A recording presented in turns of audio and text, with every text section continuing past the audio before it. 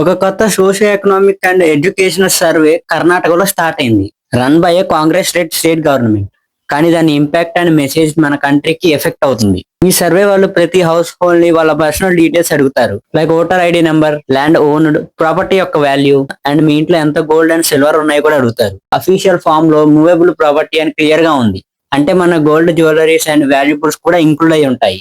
కొన్ని సెంచరీస్ నుండి Indian families Kashmir నుంచి కన్యాకుమారి వరకు గోల్డ్ ని ట్రస్ట్, సెక్యూరిటీ అండ్ ట్రెడిషనల్ గా భావిస్తారు. గోల్డ్ అనేది ఉమెన్స్ లైఫ్ టైమ్ సేవింగ్స్. ఒక జనరేషన్ నుండి మరో జనరేషన్ కి పాస్ అయ్యే బ్లెస్సింగ్. గవర్నమెంట్ ఇంట్లో ఉన్న ఎగ్జాక్ట్ గోల్డ్ అమౌంట్ రికార్డ్ చేస్తే పీపుల్ యాంగ్జియస్ అవ్వడం నేచురల్. ఎందుకు ఈ ఇన్ఫర్మేషన్, తర్వాత ఏం చేస్తారు, ఈ డేటాకి యాక్సెస్ ఎవరికి అనే డౌట్స్ వస్తాయి. చాలా మంది ఇది క్యాస్ట్ సర్వే మాత్రమే కాదు, ఒక వెల్త్ మ్యాపింగ్ స్టార్ట్ అని చెప్తున్నారు. ల్యాండ్, హౌసెస్, ఇన్కమ్, గోల్డ్ అన్ని కలెక్ట్ చేసి జిత్ని అబాది ఉత్నా హక్ స్టైల్ రీడిస్ట్రిబ్యూషన్ కి గ్రౌండ్ వర్క్ చేస్తున్నారని క్రిటిక్స్ ఆర్గ్యూ చేస్తున్నారు. ఈ ఐడియాస్ ఎలక్షన్ క్యాంపెయిన్స్ లో ఓపెన్ గా చెప్తారని గుర్తుంది. ఈ సర్వే ఆ గోల్ కి ఫస్ట్ ప్రాక్టికల్ స్టెప్ గా కనిపిస్తుంది. ఈ సర్వే స్టార్ట్ అవ్వక ముందు మోడీజీ హ్యాస్ వార్న్డ్ బిఫోర్. కొన్ని పొలిటికల్ ఫోర్సెస్ మన మదర్ అండ్ సిస్టర్స్ గోల్డ్ లో కూడా ఇంటర్ఫియర్ అవ్వాలని కోరుకుంటున్నాయని కూడా అన్నారు.